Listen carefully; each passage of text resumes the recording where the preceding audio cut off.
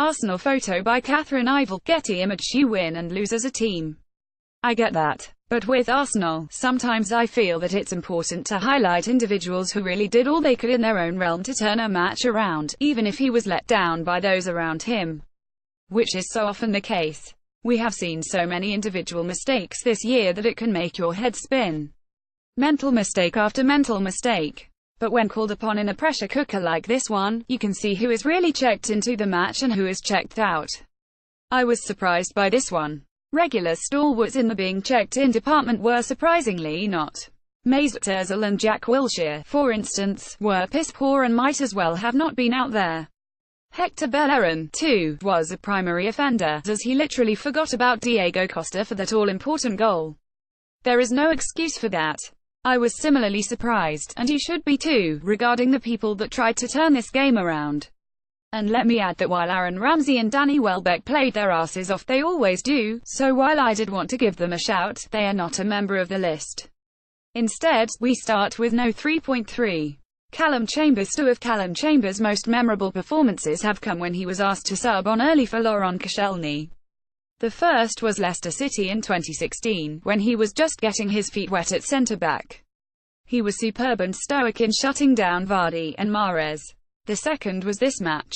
Chambers was a difference-maker, stopping at least two clear-cut goal-scoring chances that, if I were a betting man, I would have wagered would have beaten Ospina, had Chambers not gotten back and made a last-ditch tackle. Check out the latest episode of the Pain in the Arsenal podcast here. This is the day that Chambers became a regular starter. If not, well then there is no justice in the world. At number 2, hold the applause.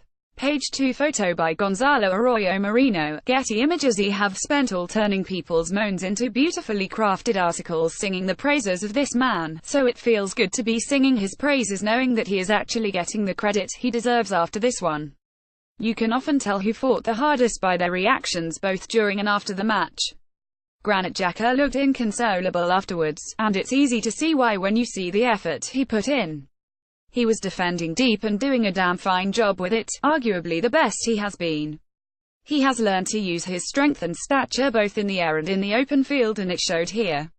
More from Payne in the Arsenal's last-ditch tackle, along the same mould as Callum Chambers, set the bar in the effort category, because he had to track a long way to make that stop.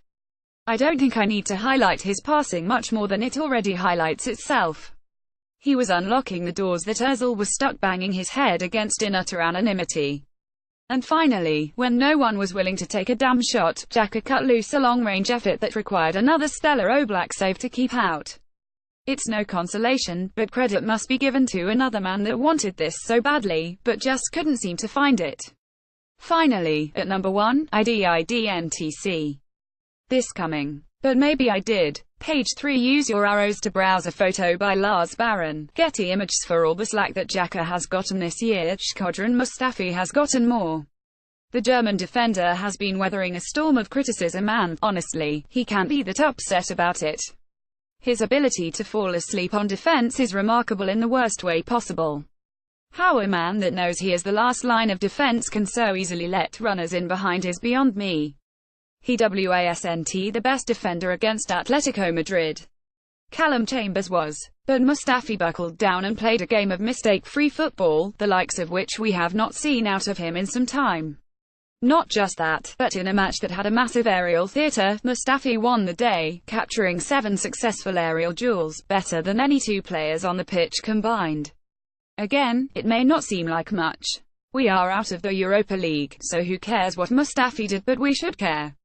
Because, like I said, when it mattered most, Mustafi stepped up and got his head in the game. He did everything in his power to keep this tie within our grasp, and he absolutely deserves what praise we can find. Use your arrows to browse.